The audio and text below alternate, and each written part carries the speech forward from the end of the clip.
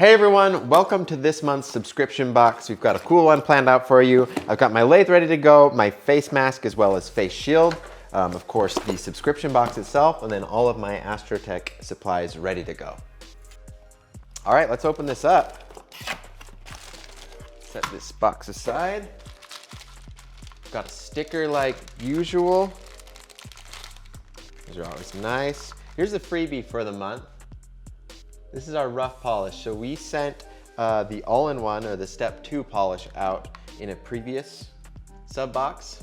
So now you got 2. We'll probably pretty soon do the final finish. So if you stay subscribed, you should collect all of them essentially. As far as the ring itself goes, let's go ahead and get that out. We are using a hammered tungsten blank. So this is the first, we just got these in. I'll zoom in here. Check that out. What an interesting texture and pattern. You'll see by the end of the video how this affects the look of the ring, but it should be really interesting. Excited to get into it. And then for glow powders, this is blue uncolored glow. And then this is our blue neon glow that, as you can see, has a daytime color to it. So I'm probably just gonna pick one and go with it for this video, but you can pick whatever one you want. You can combine them both, whatever you wanna do. It's up to you. And then just an extra mixing vial. We always like to send those as a little freebie as well. Talked about all of this. So the final 2 things. So we've got a gram of sapphire and a gram of apatite. This is a new material to the website. It's got a really cool, just aqua, kind of ocean theme to it. It reminds me of Baja Blast, the Mountain Dew drink. So I really love the look of that. That is gonna make for a nice ring. Sapphire is a really, really hard mineral. So we've crushed it up smaller because that's gonna make it a lot easier to work with. So that's gonna create some just challenges as we make this ring. So I'll talk you through all of the strategy we use to avoid coming in contact with difficulty with the sapphire. But other than that, that is an intro to everything we got in this box. I'm gonna pull out my lathe and we're gonna go ahead and get to making the ring. First thing I need to do is crush up the apatite pieces to make them a little bit more easy to work with. It also gives us a nice variety of small pieces as well as larger pieces. Then the sapphire, I've only got small pieces because the larger the pieces are, the harder it is to sand through, especially for sapphire.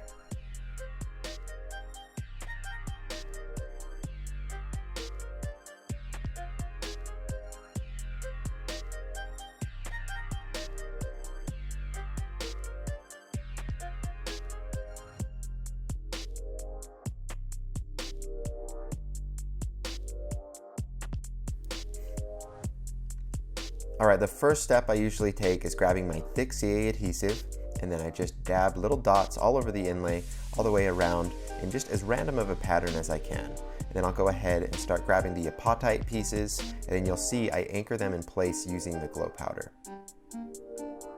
And I'm not using any accelerator at the moment. That's just a little bit unnecessary. And what I don't like happening is having a little bit of leftover accelerator when you don't think there is. You go to put down some adhesive and it just solidifies instantly. That's kind of a challenge. So when I don't need accelerator, I don't like to use it.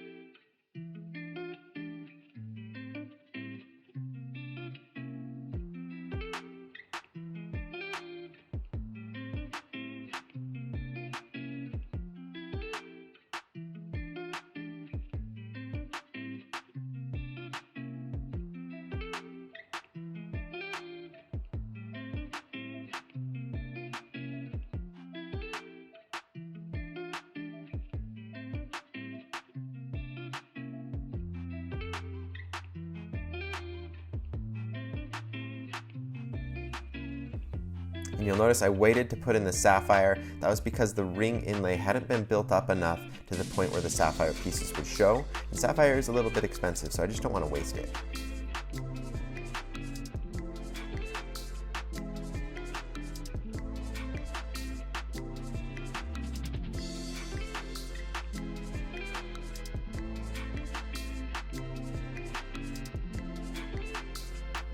Now after I've got the big chunks of apatite in as well as the sapphire, I'm going to go back and I'm going to take just the small apatite I'm gonna go ahead and just sprinkle that all over the inlay. And just keep in mind, there's no right or wrong way to really do this. It's all down to personal preference, what you like, how you like to make your rings, how you like your rings to look, all of that. So just experiment with things, do whatever you want to do.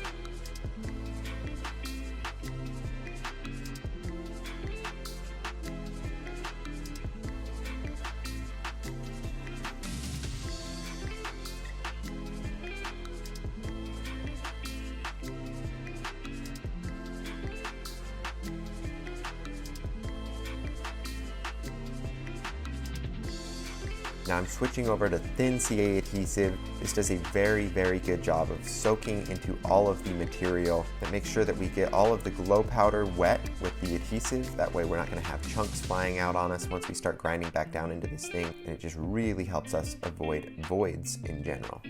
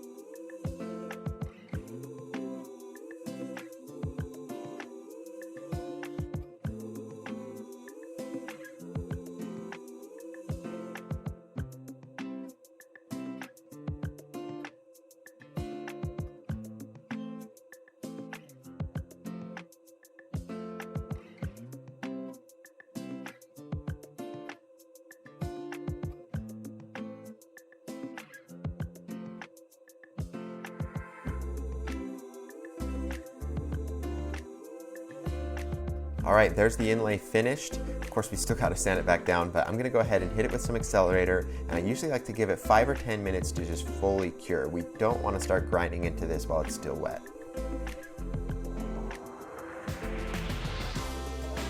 All right, now go ahead and get into the grinding of it. I'm going to use my roughest Dremel bits for this.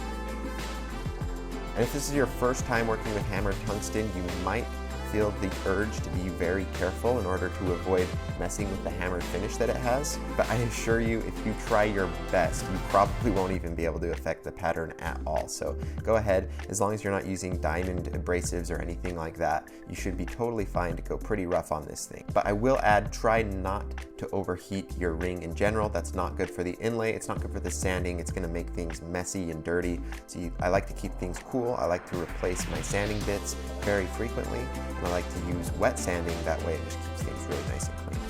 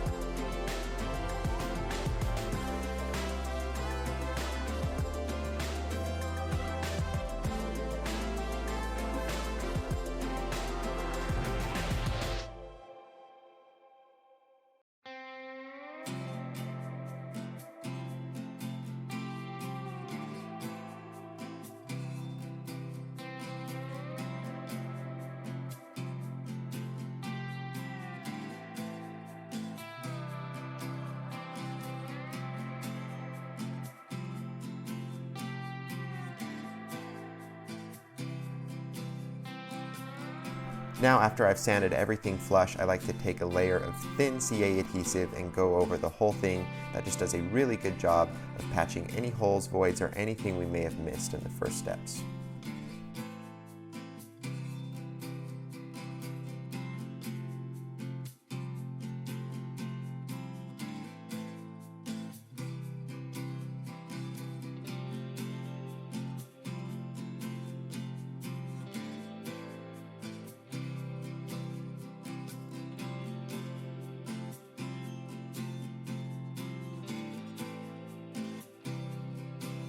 Now again, I'll just grind it down flush, and we'll be ready to switch over to the traditional hand sanding and polishing methods. So I'm just gonna grab as many grits of sandpaper as I deem necessary. Sometimes I like to use a lot. Depending on how big of a perfectionist you are, you might wanna use more grits of sandpaper. The more you use in general, the better the finish is going to be, but there becomes a point where you're just putting in a lot of extra work for not much, if any benefit. So I like to be careful not to go too overboard, but I do usually try to use about 5 to 6 grits in between 220 grit and 1500 to 2000 grit sandpaper.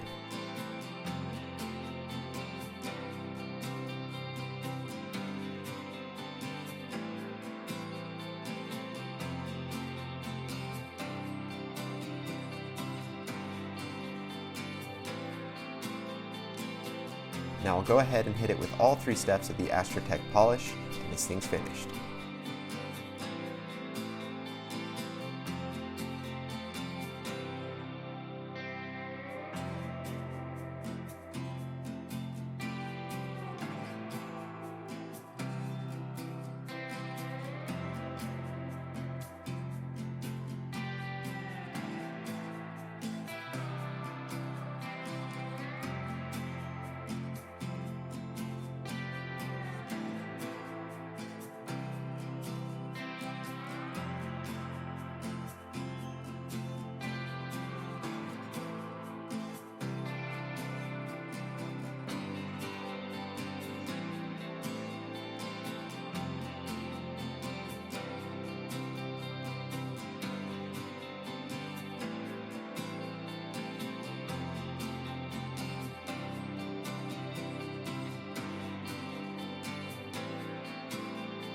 All right, guys, here it is finished.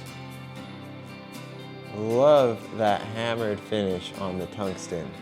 Look how it just grabs the light and reflects it. Love it. And you'll notice as you're making your ring, there's not a lot you can do to affect the tungsten. You saw how hard I went with it on the Dremel. Of course, I was a bit delicate, like it's better to be safe than sorry. But there's no rounding over on the edges of the tungsten there. Pretty amazing. As far as the inlay goes, I was a little bit underwhelmed, I'd say, by the way it turned out. I think it just needs a little more pop, a little more color. Honestly, if I could go back, I think I would at the very least put just a few little shakes of the neon blue glow powder in there, and I think that would have been beneficial to the overall look of it. But in the nighttime, this will glow really bright because we use the uncolored blue. So, you know, you have your trade-offs.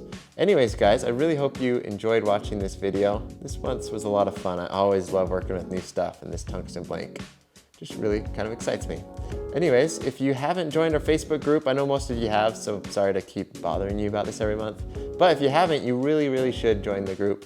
It's a really great page. We've got links to everything, including that in the description. So thank you guys so much for watching. We'll catch you next month. See ya.